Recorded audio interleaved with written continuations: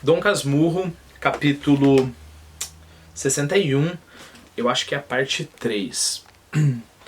Bom, só interrompi mesmo porque senão ia acabar o tempo da câmera. O que vai acontecer? Se você quer se aventurar a ler a grande literatura, né? E se você finalmente sabe a diferença de beber 3 litros de vinho no final de semana e conhecer muito bem um bom vinho, propósito de diferença é essa que eu não sei, que eu não sei beber vinho, mas para literatura a gente vai seguir essa analogia. Então se você tem isso em mente, você vai saber que ficar comprando sempre dezenas de milhares de livros e lendo dezenas de milhares de livros não é garantir que você gosta de literatura, é garantir que você consegue beber bastante. Você consegue ficar bêbado às vezes, é isso que você consegue fazer. Se é claro, não estou falando que tua literatura não é boa, não estou falando que literatura atual não é boa. Eu gosto de livros atuais, eu gosto de ficção científica. Isaac Asimov, por exemplo, eu acho que é um gênio. O próprio Tolkien, O Senhor dos Anéis, é uma obra-prima. Não é esse o ponto, mas o ponto é a postura, a atitude que você vai assumir, que é: eu quero ter contato com o melhor que já foi escrito. Bom, e aí eu estava tentando convencer você a ler Ilíada e Odisseia o mais rápido possível. Por quê? Porque, vamos supor, um cara como Machado de Assis, ele tem essa noção, lembre-se da minha analogia com o computador, que ele está fazendo um novo computador, só que a tela já foi inventada, o teclado já foi inventado, as placas já foi inventada, o HD já foi inventado. Então ele vai pegar toda essa tecnologia acumulada, vai usar o máximo que ele puder, ou que seja relevante para o que ele quer fazer, e vai dar o toque dele que vai, digamos, levar a coisa um pouco mais adiante, né? Então é isso que o Machado de Assis vai fazer. E aí a gente poderia falar que Homero, a Bíblia, é o fogo, né? Se você não tem esse tipo de contato com esse tipo de tecnologia, é claro, fogo é uma coisa bem simples, né? Mas é uma tecnologia que todo mundo vai... Diz que o transistor, se eu não me engano, em eletrônica é uma coisa bem importante. Então seria isso, né? Transistor, acho que é isso, né? Então, isso significa que se você ler logo o Homero, você vai conseguir desfrutar do resto da grande literatura muito mais rápido. Okay? Então é por causa disso que eu aconselho você ler Homero o mais rápido possível. Eu sinto peso na minha consciência que a última vez que eu li Homero de capa a capa foi 10 anos atrás e eu deveria estar lendo Homero novamente. Então tenha isso em mente. Esse é meu conselho que eu deixo pra você, né? Acho que com a Bíblia é a mesma coisa, mas com a Bíblia a gente consegue meio que prescindir, porque, né, os filmes são sobre a Bíblia, e aí né, você já teve que ir para a igreja, talvez atualmente obrigou, você vai realmente para a igreja, e aí essa cultura tá mais presente pra gente, né? E não venha me dizer que assistir Troia é ter uma cultura da Ilíada, porque não é, ok? Assistir Troia com o Brad Pitt não é ter uma cultura. Não tô falando que o filme é ruim, eu tô falando que não é conhecer a Ilíada, ok? Bom, então eu quero ler com vocês a passagem que com certeza absoluta o Machado de Assis tinha em mente muito facilmente. Para ele era muito fácil acessar esse conhecimento, que ele devia sempre ter a Ilíada e a Odisseia mais ou menos fresca na memória, né? Então é o capítulo canto, na verdade a gente chama, né? O canto 17 da Ilíada. Eu vou ler só o comecinho. O nobre filho de Atreu, Menelau, valoroso guerreiro, ciência tivera que Patroclo aos golpes dos Troas caíra. Corta, envolvido de bronze através das fileiras da frente e ao redor do cadáver, se pôs a girar qual novilha inexperiente do parto que muge rodeando o bezerro. O louro Atrida desta arte circula o cadáver de Patroclo e a defendê-lo, mantendo sobre ele o pavês e a asta longa, pronto a sem vida prostrar o inimigo que ousasse antepor-se-lhe. Essa é a tradução do Carlos Alberto Nunes, que é a mais fácil. Não se assuste, ok? Lembre-se que você não está com o livro na mão. Eu acho que talvez você esteja... Eu acho que eu vou ter que copiar isso daqui, talvez, e colocar no comentário. Eu vou tentar ver se eu consigo fazer isso, pessoal. Mas... E você pegou a coisa no meio, e você não conhece os personagens, e tem esse quesito do vocabulário. Mas deixa eu explicar o que está acontecendo aqui. Patroclo, que era basicamente o amigo mais chegado de Aquiles, foi à batalha e morreu, ok? E Menelau, que é um dos líderes, né, um dos reis, um dos heróis, do lado do Patroclo, do lado de Aquiles, lembre-se, Aquiles e Patroclo, e Menelau estão de um lado contra a Troia, né? Eles estão tentando invadir Troia, enquanto o Heitor, e assim por diante. Então tá. E aí o Patroclo morreu.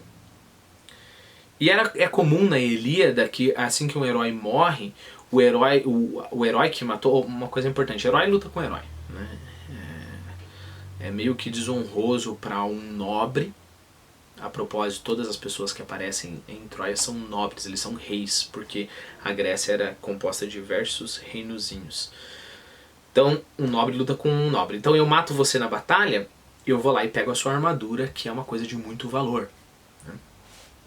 O Menelau viu isso, que tinham matado o Patroclo, e ele vai até lá e com golpes tenta defender o corpo do Patroclo. Parecido com o quê? Parecido com uma vaca, né? Aqui...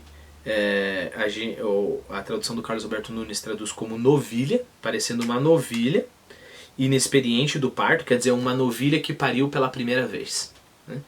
E a novilha, quando pare pela primeira vez, ela fica protegendo, mugindo, pronta para atacar qualquer um que chegar perto do seu bezerro, né?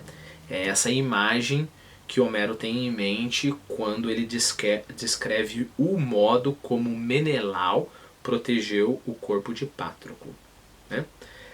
Pavês não é o pavê que você gosta de comer, e na festa de Natal você tem aquele tio ridículo que fala: é pavê ou pra comer? Não é esse pavê aí, não. Pavês é um escudo grande que protege o corpo inteiro da pessoa, né? Como a gente vê no próprio filme Troia, tem esse tipo de escudo, né? Então a definição é escudo longo e largo que protegia completamente o corpo do combatente, né? A etimologia é porque ele vem de uma cidade da Itália chamada Pavia, né? E o pavê de comer vem do francês, que significa cobrir completamente, né? Basicamente porque se cobre com chocolate, né? Sei lá. Bom, e asta é basicamente a lança, ok? Então você tendo isso em mente, eu vou ler mais uma vez. O nobre filho de Atreu, isso é comum também na Ilíada, falar quem que era, né? Então, quem era o pai do determinado herói, porque, claro, são dinastias, né? Então é importante dizer da onde que é a tua descendência. É tão importante a ponto de os heróis ou reis muito importantes se declararem descendente dos deuses, né? O nobre filho de Atreu, Menelau, valoroso guerreiro, ciência tivera que Patroclo aos golpes dos Troas caíra. Então ele descobriu que o Patroclo caiu aos golpes das pessoas de Troias, os Troas. O nobre filho de Atreu, Menelau, valoroso guerreiro, ciência tivera que Patroclo aos golpes dos Troas caíra. Corta, envolvido de bronze. Esse envolvido de bronze é um aposto, né? Ele está ali só para dizer como ele estava vestido. A armadura dele era a armadura de bronze. Então ele corta, envolvido em uma armadura de bronze, através das fileiras da frente. Então ele vai lá atacando a torto e a direito, né? De um lado e de outro. Então ele corta, envolvido de bronze, através das fileiras da frente. E ao derredor do cadáver se pôs a girar. Okay? Imagine uma novilha protegendo o bezerro. Se pôs a girar qual novilha inexperiente do parto, que muge rodeando o bezerro. O louro Atrida é filho de Atreu, ou seja, o Menelau. Isso também é comum na Ilíada. O louro Atrida, desta arte, ou seja, deste modo, circula o cadáver de Pátroclo, a defendê-lo, mantendo sobre ele o pavês e a asta longa, pronto a sem vida prostrar o inimigo que ousasse antepor-se-lhe. Quer dizer, que ousasse chegar, se pôr à frente dele. É assim que a gente lê a Ilíada, ok? Com muita atenção, digerindo. É claro, pessoal, não se preocupe. Conforme vocês forem lendo, vocês vão ficando mais rápidos nisso, né? Mas assim, ou você tem o trabalho de adquirir essa rapidez. Lembre-se, a gente ainda está aprendendo a ler. Eu ainda estou aprendendo a ler, ok? Então, a partir do momento que a gente sobe esse nível da nossa leitura, as coisas vão ficando mais rápidas. Mas uma hora ou outra eu tenho que enfrentar isso. E uma hora ou outra eu tenho que adquirir esse tipo de habilidade. Novamente, se você tem em mente ter acesso ao topo da cultura que a humanidade já produziu. Então, tendo tudo isso em mente, eu vou ler mais uma vez essa passagem.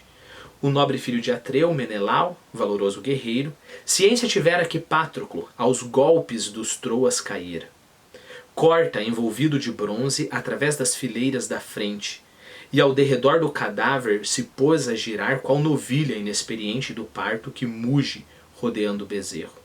O louro Atrida, desta arte, circula o cadáver de Pátroclo, a defendê-lo, mantendo sobre ele o pavês e a asta longa, pronto a sem vida prostrar o inimigo que ousasse antepor-se-lhe.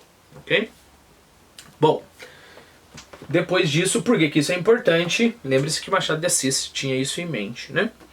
Agora eu vou ler essa tradução do Trajano Vieira, que é uma tradução que eu quero muito ler. E quando a minha vida ficar uma vida ideal, que é basicamente dar aula de literatura assim, não literatura nunca quis dar aula de literatura em escola, mas basicamente ser um leitor, né, que é o que eu estou fazendo aqui. Então quando eu conseguir que a minha vida se torne só isso, né, eu vou ser leitor em tempo integral, eu vou ler isso daqui e muitas outras coisas. Mesma passagem, agora com a tradução do Trajano Vieira. Não escapou a Menelau Atreu a morte de Pátroclo em combate com troianos. Vai em armas bronze-rutilantes, que são... rutilar é cintilar, é brilhar. Bronze e rutilantes são feitas de bronze e que brilham, né? Não escapou a Menelau Atreu a morte de Pátroclo em combate com troianos. Quer dizer, ele notou, não escapou à percepção dele isso. Vai em armas bronze rutilantes, okay? Ou seja, vestido com armadura de bronze que rutila, a vanguarda, ou seja, a parte da frente, e para a seu redor igual a mãe primípara. Não, primípara. Olha só as palavras aqui, né? Primípara, que é a fêmea que pare pela primeira vez. E para ao redor, igual a mãe primípara, gemendo inexperiente junto a seu bezerro. Assim, o louro Menelau rodeia Pátroclo, hasteando à frente a lança e o escudo circular, sequioso de matar quem lhe antepusesse. Okay? Perceberam que ele tem que, assim como o Haroldo de Campos, ele tem que fazer umas construções mais diferentes, como essa palavra, né? Primípara, uma palavra que a primeira vez que eu vi é aqui, primípara, e bronze rutilantes, para que dê certo os ritmos, né? Claro que tem pessoa que sabe ler isso com um ritmo maravilhosamente bem, né? Então aí estão as duas tradições, e é isso que o Santiago quer dizer com a vaca de Homero. Vamos para o próximo capítulo, voltar ao nosso Dom Casmurro, uma vez que a gente adquiriu essa cultura.